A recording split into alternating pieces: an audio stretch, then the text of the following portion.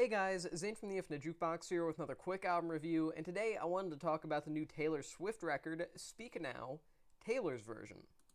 It feels kind of weird saying that one of the most monumental events of music within the past handful of years has been a successful artist re-recording already successful albums, but it's the truth. Taylor Swift's re-recordings of some of her earliest records have been some of the most noteworthy records in mainstream music over the course of the past couple of years. And there's a bunch of legal mumbo jumbo that goes into why she started doing that in the first place, but the point is, it's pretty much been a constant truth that it's something that she's been doing to improve upon her music. I mean, it's also to reclaim her music because of some legal stuff with her label that I'm too stupid to understand.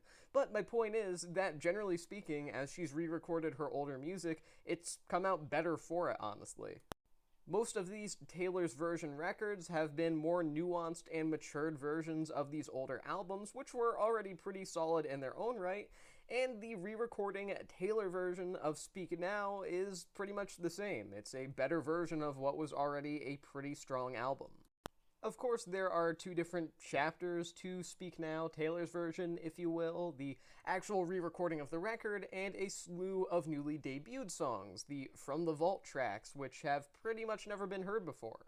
In my own eyes, at least, the re-recording of the record itself is actually the better part of the entirety of the Taylor's version of Speak Now. I mean, again, Speak Now was already a solid album on its own, but the sort of immaturity and lack of creative development on the original record is something that was obvious. Not that that's particularly Taylor's fault. She was pretty early in her career at that point and really hadn't made a super distinct identity for herself, and now here we are and she's done exactly that. A lot of the instrumentals here feel a lot more powerful and punchy, but still a little bit more low-key, allowing a lot of the more emotional qualities of both her voice and the lyrics to shine through. And generally speaking, I feel as if the production here is a lot more timeless sounding, like it's not going to date itself to a particular era or to a particular sound in the same way that arguably Taylor's early stuff did.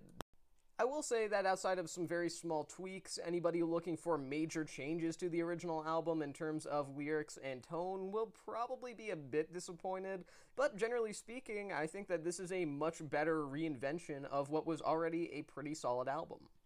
As for the new From the Vault tracks, I'm not as crazy about them, unfortunately. I mean, the tracks When Emma Falls in Love and Timeless are pretty good, I suppose, but the Fall Out Boy collaboration Electric Touch just doesn't really do it for me, and the Patrick Stump presence on there is lacking vocally, to say the least, and the Hayley Williams collaboration Castles Crumbling is decent, but very disappointing considering Williams is arguably one of the most electric vocalists in modern-day rock music with Paramore, and here she just feels a bit fine. That being said, those From the Vault tracks only make up 6 of a 22-song long track list, so I mean their presence is definitely relevant considering those weaker tracks close out the record, but at the same time they don't define the quality of the listening experience as a whole, especially if you're really just in it for the re-recording of the original Speak Now, which, I mean, that was me. I was in it for the original recording of the album, so, you know. I mean, when you have a seriously powerful re-recording of a song like Haunted, or a really great re-recording of the classic song Mean, which is just as light and airy as its predecessor, but with a much heavier emphasis on the pretty dark lyrical topic of the song itself, those last few tracks don't really matter that much. I mean, sure, they do weigh the album down a touch because they are part of the album, they do exist, they are weaker than the re-recording of the original record, but nonetheless, they don't feel essential to really get the full experience either. They're just kind of there, and it's rare for me to say that I don't recommend listening to an album from front to back to really take it all in, but this is an exception. If you're going to listen to Speak Now, Taylor's version, just listen to the first 16 or so songs, because that's the original album, but redone, and that's really all that you need, if I'm being totally honest. That being said, with some weaker songs tacked on at the end, this is still a very, very strong record, with or without those songs. When the Taylor's version series first began, I was happy that she was reclaiming her music, but also a bit uncertain as far as the quality of the re-recordings. I mean, yeah, sure, she's put out some really great music recently, particularly in her more singer-songwriter folksy kind of moments, but that hasn't guaranteed 24/7 quality or anything like that, as shown by Midnight's a fine but relatively weak album in a lot of different ways.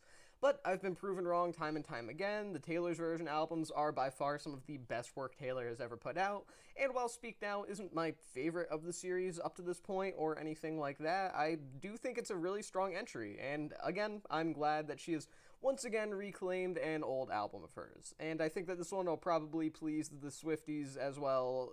Don't hurt me, don't dox me, don't, like, kill my dog or anything like that, preferably. Thanks. I'm going to give this record 3.5 stars out of 5. And with that being said, that is the end of this quick album review. I've been Zane from the Infinite Jukebox. Thank you for watching, and I'll see you guys in the next one.